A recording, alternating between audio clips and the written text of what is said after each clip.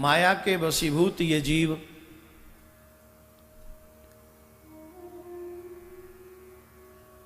अपने मोक्ष के बारे में नहीं, न तो मृत्यु के विषय में सोचता है और ना ही मोक्ष के विषय में सोचता है। मृत्यु के वशीभूत जीव न तो मृत्यु के संदर्भ में सोचता है, न मोक्ष के संदर्भ में सोचता है। तत् आश्चर्यमयाम दृष्टाम, क्या गजब का आश्चर्य दृष्टि गोचर होता है। अपनों को जलाने के बाद भी खुद ऐसे जिंदा रहते हैं जैसे हम कभी नहीं मरेंगे। यहां पर एक भी व्यक्ति ऐसा नहीं है जिसने अपने घर वालों को विदा नहीं किया होगा।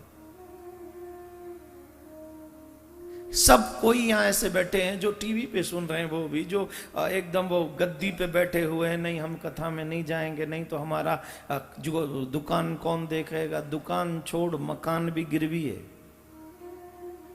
इस मकान का क्या, किराए का तुझको मिला ये मकान, कोठरी खाली करा ली जाएगी जब तेरी डोली उठा ली, बिन मुहूर्त के उठा ली जाएगी, कोई मुहूर्त नहीं। अच्छा एक बात बताए, हमको बताइए यहां कोई ऐसा व्यक्ति बैठा है जिसने अपने घर के लोगों को कभी विदा न किया हो दुनिया से? एक व्यक्ति हाथ उठा के बताओ, बोले हमने कभी किसी को विदा नहीं किया। हमारे सब कोई यहीं बैठे हैं अभी तक। भगवान बुद्ध यात्रा पे थे, एक गांव में पहुंचे, और जब एक गांव में पहुंचे भगवान बुद्ध, तो उस गांव में एक बुढ़िया का इकलौता जवान बेटा मर गया। बुढ़िया रोवे सो रोवे, और मां का दुख तो मां ही जाने, जोर जोर से रोवे। सुना कि भगवान बुद्ध आए हैं, बुढ़िया मां बाबा के पास में गई, भगवान के पास में गई, कहा मेरे बच्चे को जिंदा कर दो, आप में सामर्थ्य है, आप सामर्थ्यवान हैं, आप चाहें तो मेरे बेटे को जिंदा कर सकते हैं, जीवित कर सकते हैं। भगवान बोले कर देंगे, उसके लिए एक उपाय है। बोले क्या? बोले जाओ अपने गांव में से एक मुट्ठी अनाज उस घर से ले आओ जिस घर में कभी किसी की मृत्यु न हुई हो। वो बुढ़िया मां भागी पूरे गांव में, दरवाजा खटखटाती, सबको पता था मां का बच्चा भगवान के धाम के लिए चला गया। सब लोग पूछते क्या हुआ मां, हम तुम्हारी क्या सहायता कर सकते हैं? बोले एक मुट्ठी अनाज दे दो तो मेरा बच्चा पुनः जीवित हो जाएगा। उन्होंने कहा मां एक मुट्ठी अनाज क्यों, आप जितना कहें, कुंटल 2 कुंटल 10 कुंटल ले जाओ, आपका बच्चा जीवित रहना चाहिए, आप लेके जाओ। बोले दे दो, एक मुट्ठी अनाज ही चाहिए, ज्यादा नहीं, पर एक बात बताओ, तुम्हारे घर में किसी की मृत्यु तो नहीं हुई? अरे मां कैसा प्रश्न है, मृत्यु तो हुई है।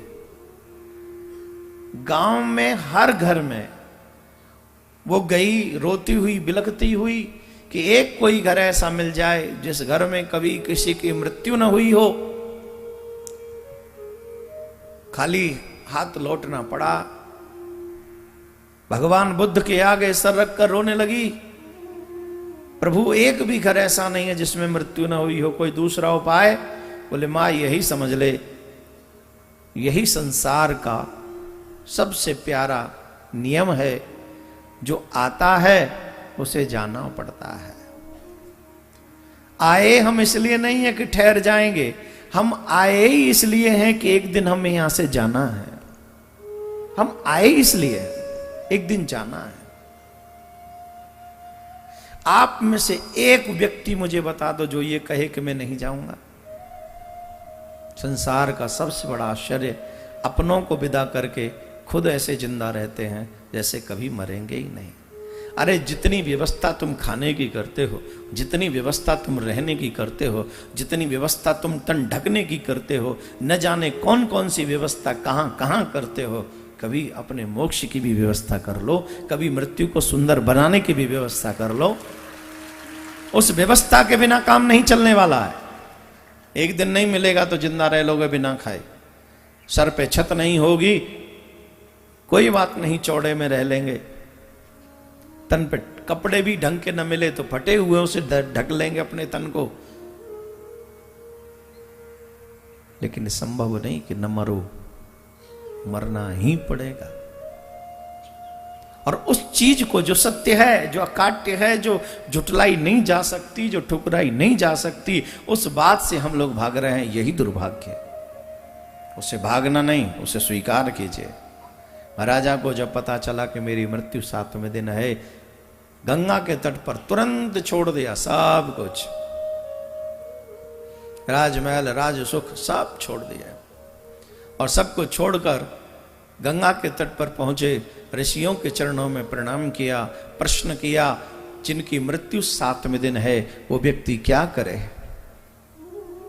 म्रियमाणस्य किम कर्तव्यम, जो व्यक्ति निश्चित मरणासीन है उसको क्या करना चाहिए, उसका कर्म क्या होना चाहिए, वो क्या कर्म करे और क्या न करे। देखो, और तो ऋषि जब तक तो सब पहले बातें कर रहे थे, सब अच्छी अच्छी बातें कर रहे थे। किसी ने कहा मौन रहो, किसी ने कहा भजन करो, किसी ने कहा गंगा स्नान करो, किसी ने कहा इतने बड़े राजा हो 7 दिन दान ही देते रहो, तुम क्यों चिंता करते हो।